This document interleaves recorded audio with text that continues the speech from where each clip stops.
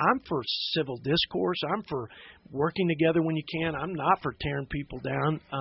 In this case, I think the only way to do that is, again, to have a close examination to make sure there was no systemic problems. Mm-hmm. I agree with that. And listen, if we can take 2 years on Russia collusion and have an independent prosecutor, and we can spend tens of millions of dollars, if Democrats, my colleagues, and some of my dear friends, are that impassioned over the integrity of elections, then we ought to have every bit of energy and commitment and focus to making sure the integrity of the elections are there in this case, right? I mean, shouldn't it? I mean, if you're going to go out and tell me you got to wear a mask to be patriotic, and you won't allow people to observe the counting, or you won't allow for examination to make sure there was no systemic problems when we allowed such gaping holes for that, not suggesting it happened, then it's patriotic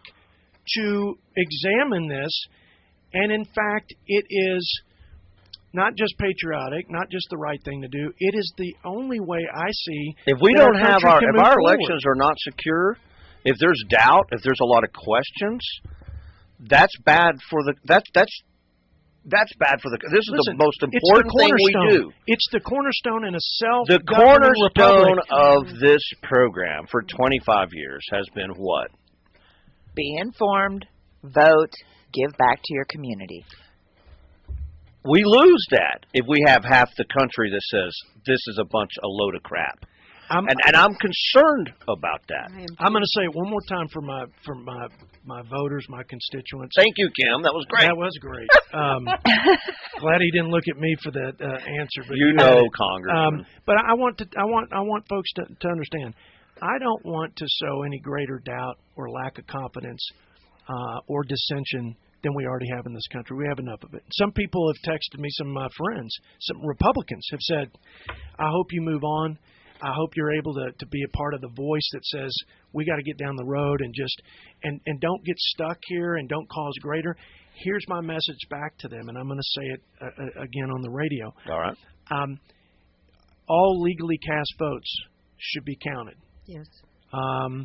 We opened this thing up for fraud. We knew that when we allowed all these flexibilities for COVID.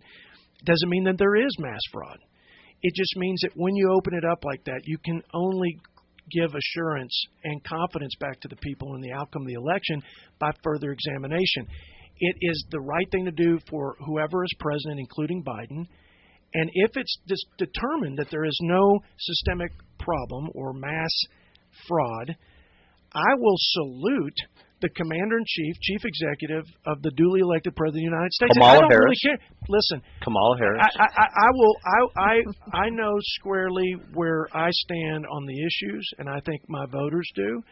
And I think right now we're poised because of the backlash of the Pelosi obstruction and radical agenda to actually govern better right now as a Congress. I think we govern more in the middle on highway bills and things that were never partisan until Pelosi had the gavel. I think she's thrown out. I think they got a new leader. I think the lessons are learned. The American people want us to work together and solve problems. All I'm saying is that we've got to further examine this to give that kind of confidence in the integrity of the election, make sure it's fair and accurate, and then we move on. And I'll be the first to say, I'm ready. I'm ready to get back to work and find common ground where I can.